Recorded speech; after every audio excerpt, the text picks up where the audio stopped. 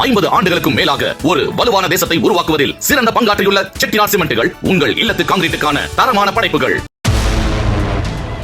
அரியலூர் மாவட்டம் ஜெயங்கொண்டம் கும்பகோணம் சாலையில் உள்ள பைக் ஷோரூமிற்குள் புகுந்து 1,80,000 ரூபாயை திருடி சென்ற மர்ம நபரை பிடிக்க சிசிடிவி காட்சிகள் மூலம் காவல்துறை நடவடிக்கை எடுத்திருக்கிறது.